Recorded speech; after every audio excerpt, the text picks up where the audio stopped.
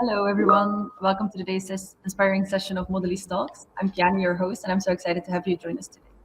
If this is your first time attending, Modelist Talks is all about educating and informing design industry professionals like you.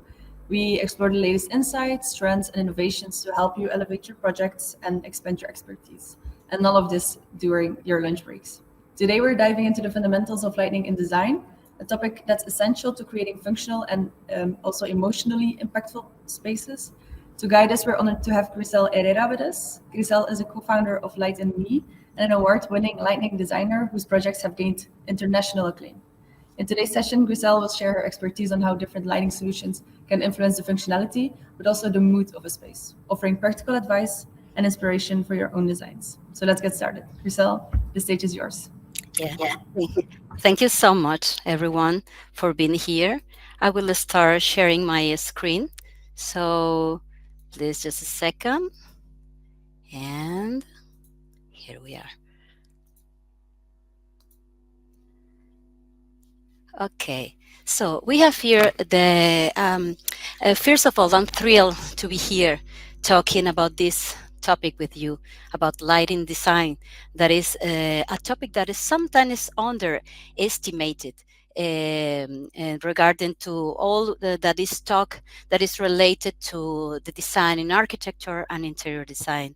That's why I'm really happy to can share this moment because we can talk more a little bit about what is the main things related to lighting design. So let me start with a story. Um, Picture this, right? Imagine that you are into want to go to your favorite cafe, right? And you get into this place with big windows and you have the sun coming through the windows looking for your friend that is waiting for you. You can hear also the humming of the conversation that are all around, and also the gentle clicking of the cups. Meanwhile, you're smelling the coffee. The light is just right. It's inviting, it's energizing, and it's relaxed. Right? Can you imagine this? I mean, I'm sure that you have been in some places with these characteristics and with this feeling inside you. But imagine what would happen if the light in the same place change and the light changed to a white fluorescent light that is buzzing over your head, casting lighting like glare everywhere around. That instead being relaxed, like in the other image, in other situation, you for sure wanted like to run away from the place, right? In this scenario, you can see the impact, the profound impact of the right light to choose for an space, and how that is can help us to live the experience in a different way. So I will now share with you some basic principles. Okay, we have this is a topic that is very big, so I will try to summarize in short pictures and comments about what are the basic principles that you can take into consideration in your designs. So, first of all, let's start understanding more or less about light and shadow. The first thing is that we need to keep in mind is that light creates dimension. I'm sure that we all know that because we are all designers or work close to designers. So we are in this world of 3D vision that is in our minds. But we need to understand and internalize, I think that is the best word that I can use, that light and shadow are fundamental to create and to generate, to give a character to a space, the character that we need to give to the user, that we will be passing through that place, will be staying, will be working, will be sleeping in the place that we are designing. So the lighting is as important as the shadow. And this is something that we need to understand. We need to interiorize again, because the way that we use light is not just about functionality, that we need to light the table because we need light to do the work. No, we need to create also an ambience. We need to know the characteristics of the things that we have around, in order that that shadow, a dial, the light doesn't affect our work or our relaxation in a space that is for that. We need also to take into consideration something as beautiful as the natural light that in this case can go inside the space through the window. We need to take into consideration that is a light that, for example, can move all over the day, will move and will change all the characteristics inside the room. In the second photo, for example, you can see that you have this corridor with the light that is creating a natural light, but will change when the sun change. The angle with the light inside the house also change as well. And this is using natural light, but you can also use, of course, the artificial light to create this shadow. So the important thing is that we take into consideration the importance of it, because when we don't give the right attention, we can go from this to this, because we don't know exactly how to use the right lighting in the right way. Okay, because it's not just about the spaces, but also about the uses. Okay, so we need to take care about what will be the use that we will have in that area. It's not the same use that we will have in a bathroom that in the use that we go to do in a corridor or in a lobby in a hotel. So we need to take into consideration this, because one of the main thing about lighting is not just about functionality, it's also about the well-being. That is the main thing that we need to take care of. Another important thing is about the highlighting fixture. Everything is about light and shadow in this topic. And the fact of highlighting fixture, you can also add another important thing with the light that you give to it. So could be an artwork, but also could be a beautiful tree in a landscape, or an element in architecture. So choosing the right fixture could be the way that you have to give the user an experience different that if you don't have nothing, or if you just let the corridor be lit by just downlights. Okay, it's not the same if in this corridor you can see these projectors that are pointed to the artwork. Is not the same that you have just downlight, that just the reflection of the light is covering a part of the artwork. No, in this case you are pointing the artwork. So one of the things that we need to take into consideration is what we want in that space.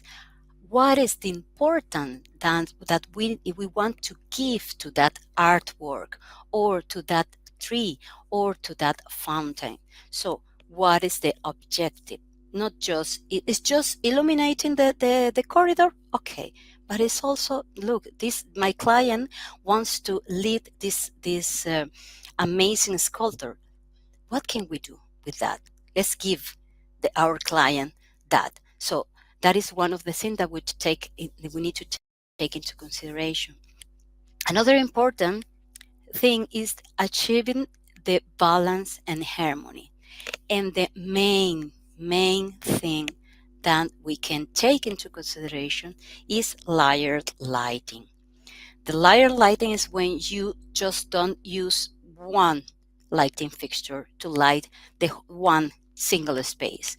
The layered light is when you use different light sources and different designs also in the same space to lead an area. So you can do whatever you want. You can have an amazing design, and that is perfect, and I'm sure that that will be like that. But you always have to keep in mind that using the layering is one of the best thing that you can do, because for example could be your bedroom, the kitchen of your grandma, the lobby of the hotel in Dubai, any of the places that you can design. You have to always take into consideration, is the right place to use layering, because maybe in a stadium is not the case, because we need a whole light, okay, to illuminate the area, the playing area, right? But in these cases that are more human scales area, are places that are just recommended to do that. Why? Because in the case, for example, of your room, you can just turn on the whole lighting fixture, because you need to, I don't know, to clean, for example, okay, your room, and you need a lot of light because you're changing the clothes, and everything in your wardrobe and everything, and you need a lot of light. But what if you just need to relax, to just turn off some of these, maybe this fixture, and to just leave this on because you need to read a book, and this.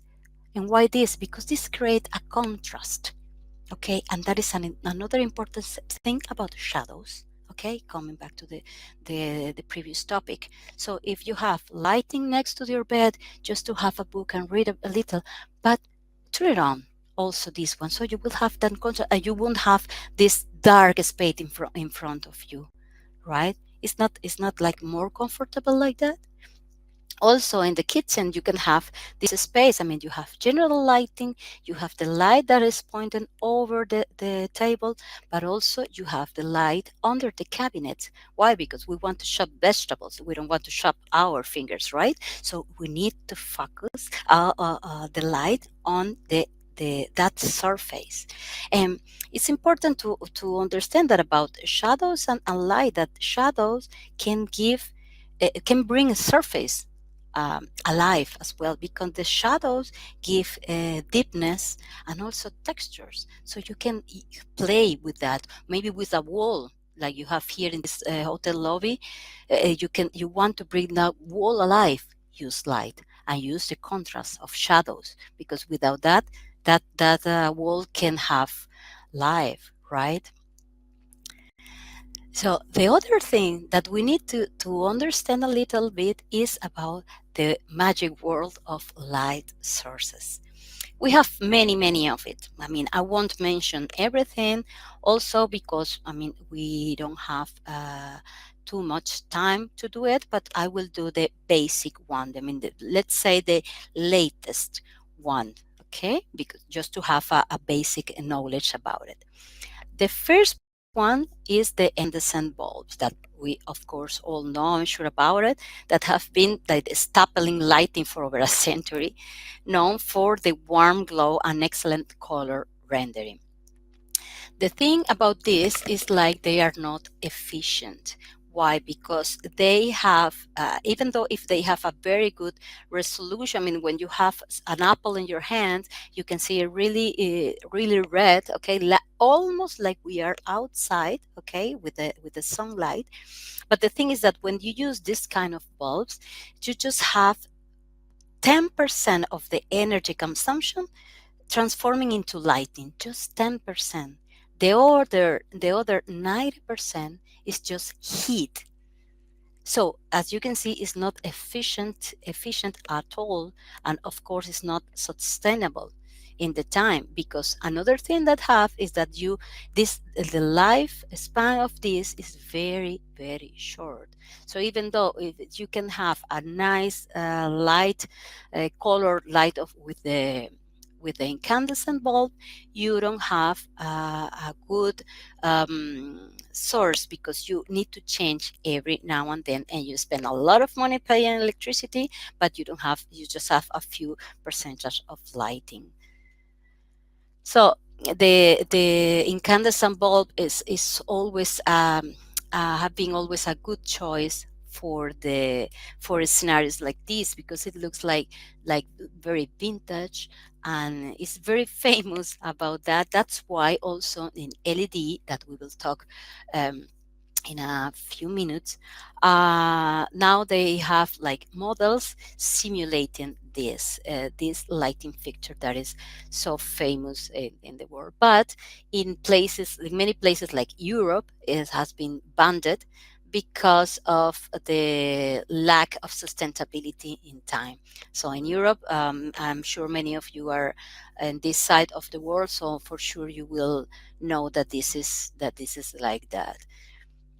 The other lighting fixture have is the fluorescent light that we all know about. It was very popular some years ago, no so back. And but the use has been also uh, use it every time less and less, because also have inside some mercury, and it could be very toxic.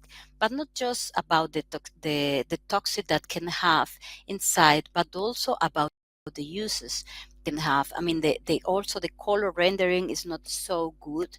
And if the fluorescent light is not used in in a good way, you can choose a wrong color render and give in a spaces that should be like home, like warm, like cozy.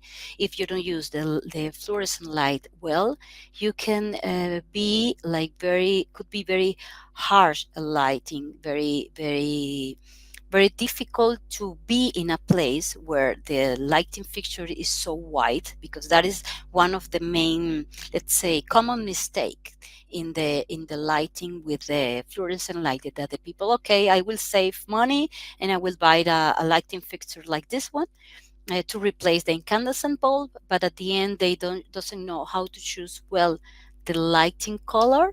The color temperature is the right word, and will choose a white one. So the impact that have in the human being and in the in the mood of the people is very important. So that's why is now is more and more uh, going. I mean, we go through all the fluorescent to the garbage, because now we have LED. That is the more modern thing. I mean, we have other technologies, but the LED now is the more efficient compared to incandescent or compared to fluorescent. They also come in different color temperatures and CRI ratings. I will talk about CRI in some minutes.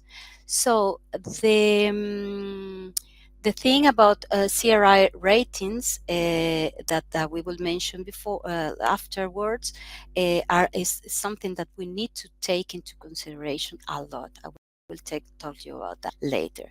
So the LED, we have different color temperatures, okay, that we can use in the area that we need it. I mean, we need to understand where is the best place to use each of it. So that one of the advantages that we have with LED is that we have very a lot of uh, colors to choose depending of the area that we need to put. Also, we can have some LEDs that we can dim, okay, dim down on the up depending of the situation, because maybe sometimes you have a restaurant but your client doesn't have enough budget to do, for example, a smart control. Okay, so one of the things that we can do for that client is using a dim, because they cannot push a button and do the scene of party, the scene of romantic dinner, but you can control it with a dim. So that is one of the advantage of the thing. And here you can see what is the more or less the difference between the in terms of let's say economy. Okay, the incandescent bulb is very cheap, but at the end you need to replace over and over and over again, because it takes a lot of it takes few times that you turn on and off, and will burn. The fluorescent, okay, it's a little more expensive, but at the end, as I said before, it's toxic when it's broken, and you anyhow have to use, I don't know, maybe 3 times the amount of bulbs that you could use is you use if you use LED instead. For example, it's true that is expensive. It's more expensive than the fluorescent and incandescent, but at the end you have more lifespan and also more quality of light compared to fluorescent, for example. And my favorite one, and should be the favorite one of everyone, is the natural light. That, as is written, there is not only safe energy but also improve well-being by connecting us with the outside world, because the natural light, if we have a lack of natural light, that can affect our circadian rhythm. That is very important. For example, to have a good sleep, because sometimes we fall asleep, but the day after we are like, okay, I sleep, but I didn't get rest. There are two different things. So that also depends of natural light. That's why we need to respect as much as we can. We in design, as designers, we should be as biophilic as we can. Why? Because the constant contact with nature, I mean the human being and nature, help us to be in a very in a best mood, in a best state. Since I mean, doesn't matter if you are at home or if you are in your office or if you are in a museum. Okay, when we have more contact with the exterior lighting, natural lighting, okay, and with some plants, we can develop ourselves in a better way. We can have better results in a mood in our place, like not to yell or something, depending on personality, of course, but also like if we have the constant contact with natural light, is better for everyone. So in any cases that you can add the idea of natural lighting inside your project, please do it, because will be one of the best things that you can do for yourself and for the final user of this.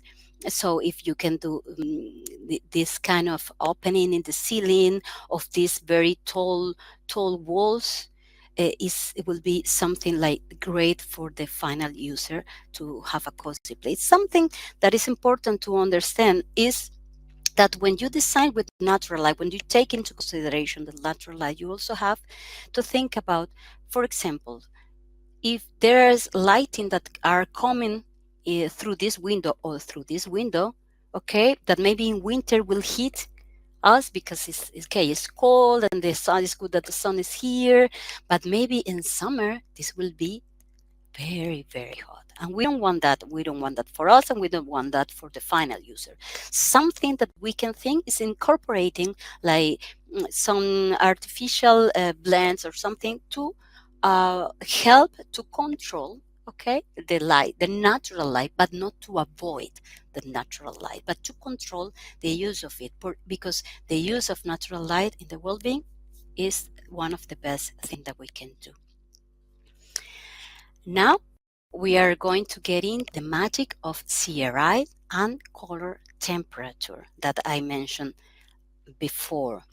So understand the color temperature is important to maybe I'm sure that many of you have noticed that when you get into a room, you can have some light that goes from to warm light or to very white light. The thing that I mentioned before in my previous story at the beginning.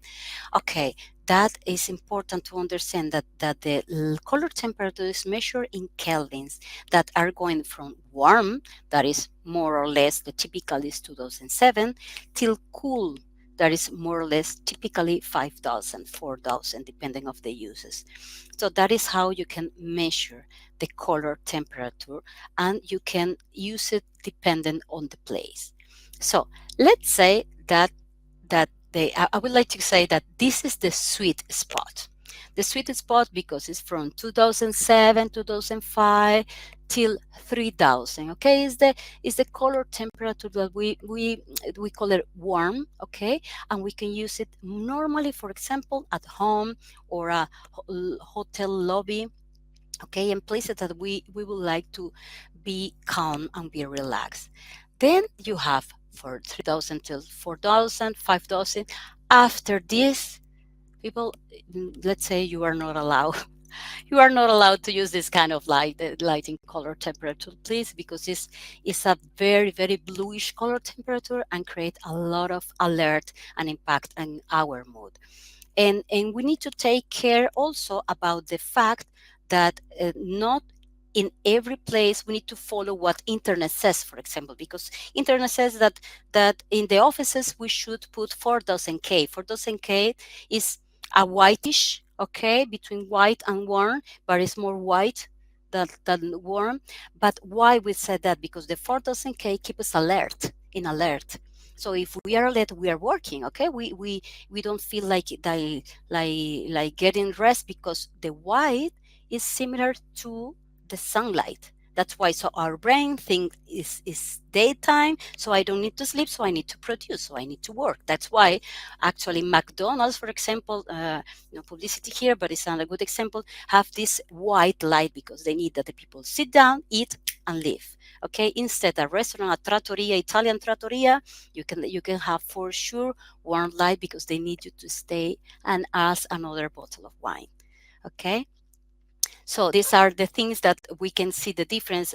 Doesn't care, it's about, just don't pay attention about the interior design. I'm just talking about the lighting for lighting purposes. You can see the difference between a bathroom that is warm light and a bathroom that is cool light. I mean, even if you like the interior design or not, again, it's not the issue. It's about the lighting. So we have also what I mentioned before, that is the CRI. The CRI is the accuracy of color rendering of a lighting fixture compared to the sunlight, to the daylight. So as you can see here, the daylight can represent the colors in a like the best way. I mean, the blue are very blue, the greens are very green, the red are very red. But then we go to every single no, some of the important sources that I mentioned before, that is incandescent, and look the fluorescent. So the accuracy is very, very, very low. If you go to LED warm white, you have of course this kind of situation, but you don't have the blue one. If you go to cool white again is like the whitish uh, light. Okay, you can have a lot of increase in the accuracy of blue things. That's why for example, when you go to the butcher to buy some meat, you can see some red light inside the close to the meat, right? It's because they are enhancing the red color of the meat. Maybe when you arrive home, that you have, if you have maybe a cool light in the kitchen, you won't see the meat in the same way. That is why. So here we can have a simple sample with an apple, like I mentioned before. Like if you use the right color temperature with the right CRI, you can have an apple with the right color. Right color based on that, the right color should be the one that we see with the sunlight. That is the main light and source of light that we have as human beings. So if we don't use, if we use 2700K, that is warm light, okay, but we then use a CRI in 70, that is a poor one, because the CRI is coming from 0 to 100. So the closest you are to 100 is the best CRI you can have. Okay, so imagine that you want to buy you want to buy this apple, and you cannot buy it because it looks like bluish, so you better don't buy it, right? So if you put the right CRI and the right color temperature in a supermarket, you can help the supermarket to sell more and more. Now we arrive to a topic that is common lighting pitfalls, because sometimes we do something wrong, and it's good to learn about our mistakes, but it's also to learn about the mistakes or of the other professional that, okay, for um, lack of knowledge, or maybe the final client trust in a professional that is doesn't know about lighting but know about electricity, with all my respect with the people that work with electricity, but sometimes that happen, that maybe the client trusts in another professional that maybe doesn't have the whole knowledge about the information, or the final result that we want to achieve, right? So I will mention just four pitfalls, common lighting pitfalls, but of course there are many. We just need to take care about what we are doing. So one of the things are the inconsistent color temperature, because mixing color temperature create, as you can see, a visual chaos. Okay, you don't have like harmony, you don't have, yeah, consistency in your design, because in this case, as you can see, we all designer here is a continuous line, so that line should be a continuous line of light as well. So it looks like they choose maybe the warm color to lead this place, because as you can see, it's a living room, so they might choose the right color with warm white, but at the end, one day, one of the lighting just got damaged, and they replace it with a cool white. So that what is happened. So now you don't have consistency, and a place that should be cozy, now you have what?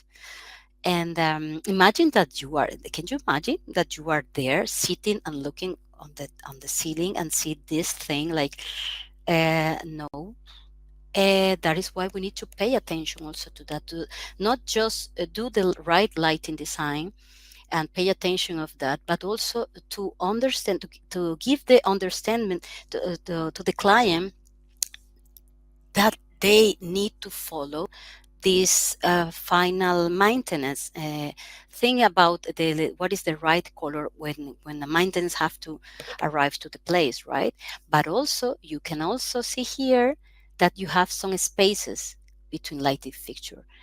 Okay, so that is another common, because you don't have consistency neither in the line that should be completely from here to here, to create more harmony. Because if you now this is a day photo, right, and during the day, but during the night, imagine this will be a chaos. This should be horrible to be honest with you.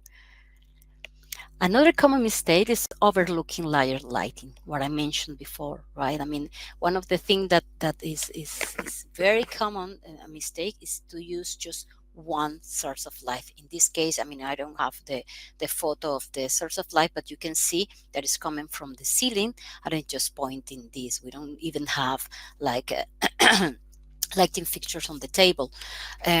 So that is one of the mistake, because with just one lighting fixture, what will you have?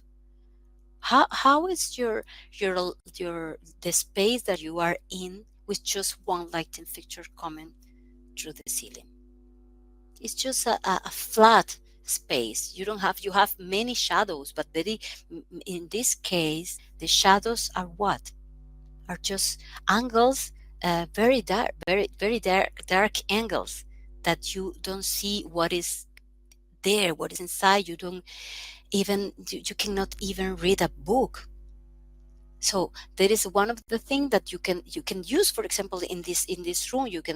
Maybe you can leave the light in the ceiling, but also choosing a couple of lighting fixtures next to the table, to the bed, to read a book, or maybe a floor lamp that also can help with a general lighting, but in a soft way, okay, without putting this light from the top to the bottom that maybe can generate also some shadows like we saw in the photo before. Another horrible mistake, as you can see, I love natural light, is the fact of ignoring natural light. I mean, the fact that you don't use natural light can affect a lot. I mean, you are missing, you are losing, not missing, losing a great opportunity to save energy and to create spaces that are also dynamic, because during the day we have shadows, we have, in this case, for example, in this photo we have a lot of clouds. It's a cloudy day, and but when it's sunny the sun go there and cannot get in. Here you cannot see, but here is the sea. This is a photo in Barcelona. I'm sure that this, you can see this terrace, and I'm sure that they have a very good view here. I have any doubt about it, but you don't have any window here. And believe me, here you have a lot of light uh, coming through that wall, praying, begging for getting to that building. Believe me. This is another case that is also here in Barcelona. I didn't mention I'm based in Barcelona. And this is another case that could be something that is nice, because these circles that you see here are just circles of glass circles, and you can see that the light, actually you can see here in this dot that the light is coming from the back, okay, to the circles, and you can see through them. So it's quite a nice, okay, it's quite nice to see. But what happened, I just was curious how this was illuminated, and I went and I walked till here, and I when I saw what you will see right now, I saw, oh, what a beauty thing, let's say. But then you found the beast. So see how is illuminated this with these fixtures. Okay, there are, I don't know how many there are, because there are many fixtures, and a single ball of single light source for each. I think that that when they did this project, that was many years ago, so I won't blame too much the designer, because I mean it's not how it works between designers. But the thing is that what I think right now, if for example the government can change this to LED and to another solution, they can save a lot of money, because now they are using a lighting fixture that is not efficient, and is given the consumption is very very high. So it's something that you could control. I mean, I really don't, as I said, I really don't know how many years ago they did this project, okay, but I'm sure that we can change it. We can do a new project to have more efficient result of the lighting that we have here. So we can always find a way. We can always have the objective in our minds. So to finish, to close the session, I will say that I invite you to keep in mind about the balance, your light, the balance, the lighting that you want in the place that you are designing. The layer, the different type of layering that you use, that is important, very very important. Pay attention to the color, temperature, and CRI. That is a basic thing that you have to keep in mind. Of course, trying to avoid common mistakes that detract you from from your design. And one of the best thing that I think summarize all this is that take an eye on the well-being of the user, trying to always be a user of your own the space that you are designing, because if you keep an eye of the well-being of the user, all this balance, layering, color, temperature, CRI, common mistakes, can be avoided because if you think about the well being of the user, you will be thinking about what is the right light, what is the right angle, what is the right layering I should use for the space. So keep an objective on what we want to make them feel with the lighting because it's fundamental in our designs.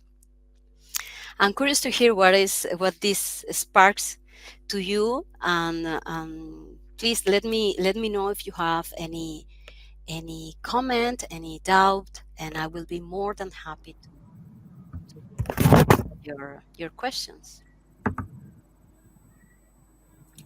Thank you so much, Grisel, for that illuminating presentation. It's incredible to see how lightning can indeed impact your space, and also, as you mentioned a couple of times, the well-being of the person. And as you said, now it's time for the Q&A. If somebody has questions, if you have anything you want to discuss or you want to know more about, please type your questions into the chat, and we will read a couple, or as many as we can, of course. Okay, let's see. The first one we got was, what effect does lighting have on floor covering, especially? Oh yeah, the the lighting effect on floor covering is actually the floor covering is a very important fact when you think about lighting, because you need to take into consideration two basic things. One is the texture of the floor covering, and one is the color. Because if you have um, a dark color, a black color, okay, you won't have the same reflection of lighting. Okay, because the lighting will come, of course, from the ceiling. Of course, no. Imagine that the light comes from the ceiling and will reflect on the floor. If the floor is black, won't reflect the same. We won't have the same amount of light if the floor is white, for example.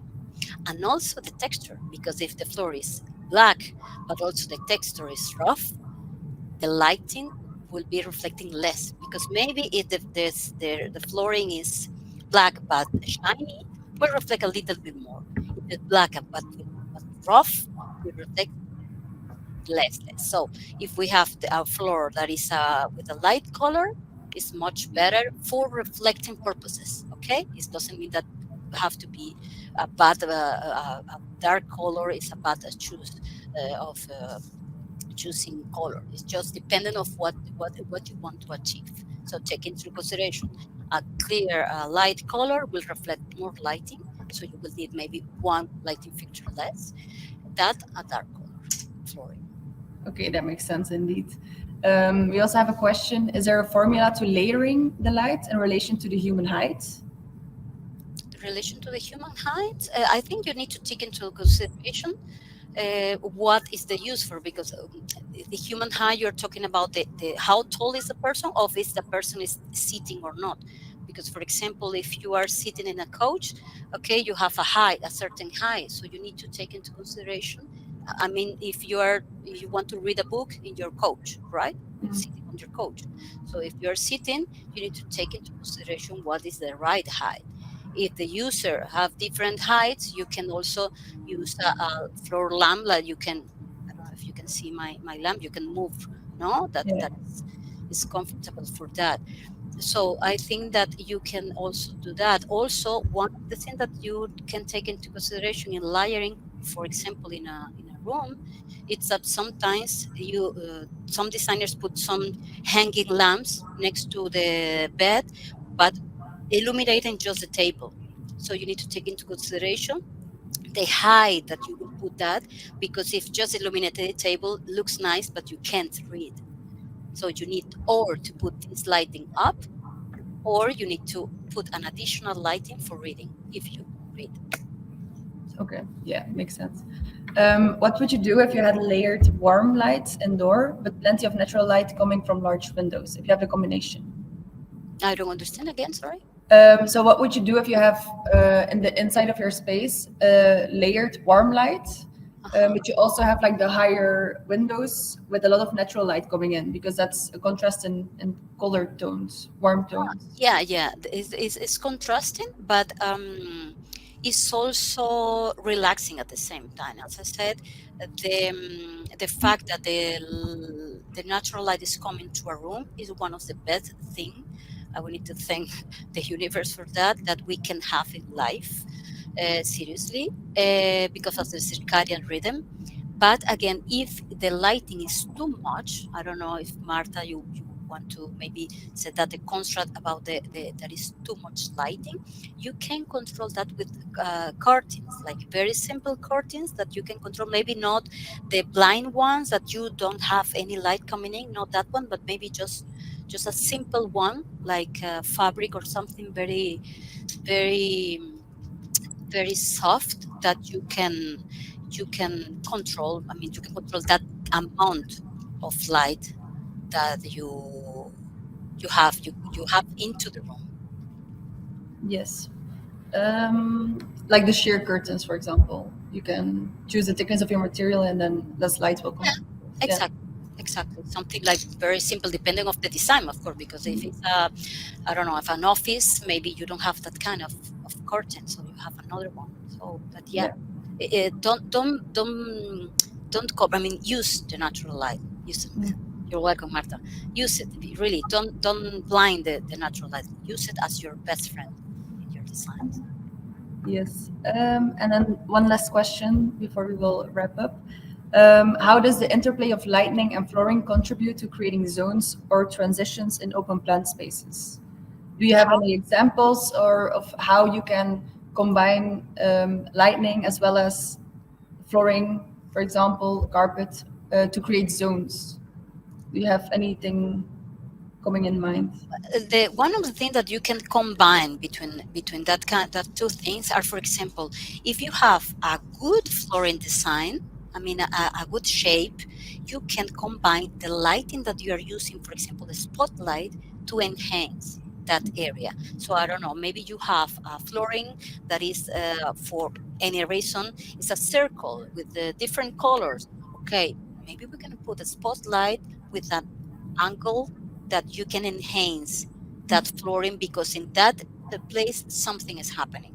Maybe that flooring is in the bottom part of an sculpture, so that kind of thing. So you can also do the lighting in the perimeter of the space, so you can also enhance the texture of the flooring and the color of the flooring.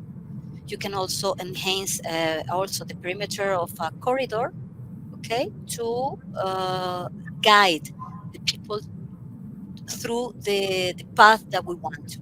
Yeah. Maybe there is another thing that you could go there, but if the light is going this way, it is because we should go to this way. So between the pattern of the flooring and the lighting, we can go like hand by hand, and this interconnection of thing, I mean, of practice, could be very, very helpful for our design. Yeah, I'm thinking immediately to like a hotel corridor. It's always with like lightning guiding you. So Exactly, yeah. yeah, makes a lot of sense. So as I said, we're gonna wrap up. There were some questions, more questions. Don't worry, they will all be sent through email, and they will be answered by Christelle. And then Monday they should be online on the website, as well as all the details from today's talk. The recorded version of the webinar will all be sent to the email shortly. So don't worry if your question wasn't answered. You're limited with Yeah, time. I will answer to you. Okay, perfect. And don't forget, our next webinar in the series is coming up soon. We'll be joined by Erika Bafico, who will share her expertise on innovating lighting solutions for modern spaces. She will delve deeper into cutting-edge approaches for lighting in modern architecture, so more architecture-based. But once again, thank you for being here. Have a wonderful day, and I hope to see you in our next Modelist Talks. Yeah, thank you, everyone. Thank you, Kiani. Thank you, Modulis, for this opportunity. I think it's really, really awesome what you are doing. Yes. Thank you so much, everyone.